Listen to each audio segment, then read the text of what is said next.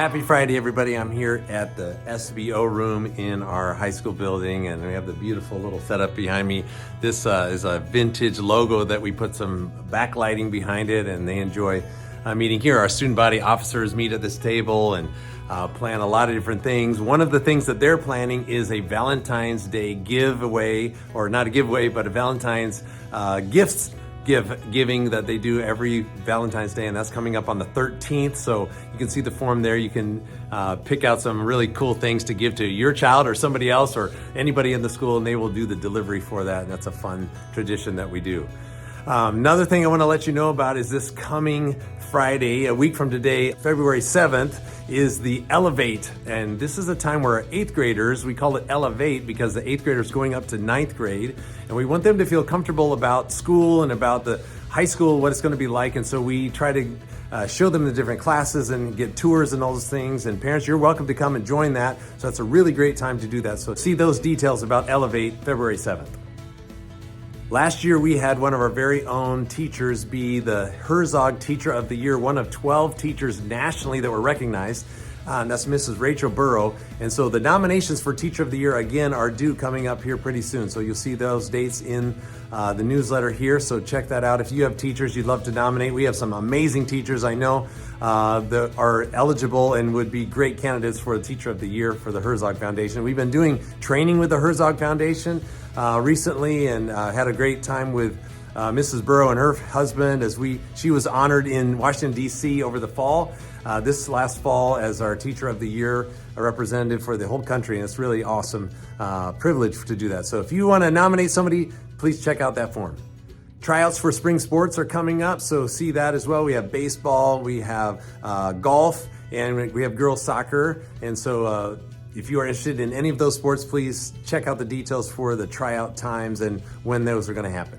I did want to mention about our tuition and fees that you might be expecting this week. We're going to be able to give those out next week. We don't have the final quite details figured out, and so we are working on making sure those are exactly correct. But I want to give you a high-level view of some of the things that you can expect. First of all, we are very excited to continue to simplify some of the fees that we've been charging separately from tuition and roll them into tuition. And so that's something that we are committed to do, to try to take fees that we're charging everyone in that grade and are not elective. You have to charge them, and let's go ahead and put them in the tuition so you can see the total sticker price all at once and not be hit with additional fees that everybody is getting in that grade. So you'll see the 8th grade and 12th grade, there's some fees that used to be charged to those grades that are actually, they're missing, and they're rolled into and spread out actually across middle school tuition as well as high school tuition. And so you'll see that overall change. The other thing that I'm very excited about is to be able to let you know that we are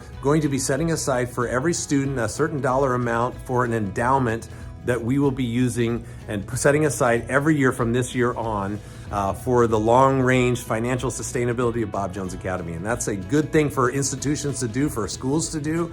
We don't have one specifically set aside for BJA, but we want that, and we think that's going to help us fulfill our mission long-term, be able to have our mission be carried out for years and years to come. And so you got to start sometime, and we're going to start this year, and I think it's the right thing.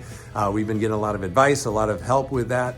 And so I'm excited to be able to do that. You'll see that in the tuition as well. And that's a slight little increase from each student, but that is set aside specifically for us, not to use for operations or anything here, but to set aside for long-term health of the organization and in an endowment. And the last thing I want to mention is very exciting for South Carolinians, and that is that there is movement in the school choice arena in the legislature and towards getting parents' choice in their schools. And so there was something called an ESTF, you might be familiar with it. Some of our parents took advantage of that, where it was a special amount of money that came from the state that would help students going into private education.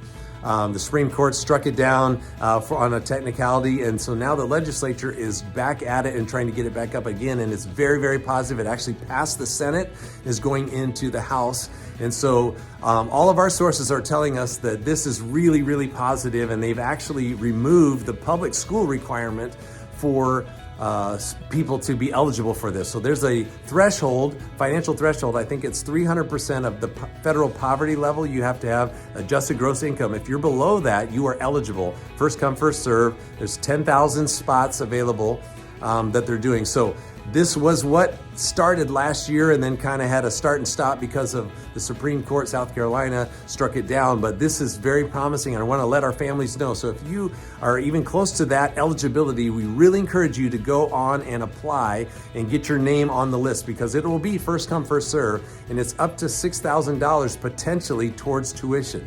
at private school. And they wouldn't have to be coming from a public school. So actually many of our current parents would be eligible, and that is an exciting thing that could be happening. The other thing I want to mention is that if you want to write your senator and representative and tell them that you are behind and support universal school choice, there's a link here that we're including here as well, and it's very helpful for them to hear from you. Say, yes, we support this. We want our money not to just be going to public education and where we don't have as much say over what our children are being taught, and we want to be able to go and choose the school that where our tax money goes towards. So there's a lot of things happening on the arena of school choice nationally, but certainly in South Carolina, and this is an opportunity. So check that out. I want our parents to see that. We'll give you more information as we find out more as well. But a lot of positive momentum in that way. And I think it might be a way that God would use to bless many of our families with an opportunity to be able to support your already sacrifice that you're making here to come to Bob Jones Academy.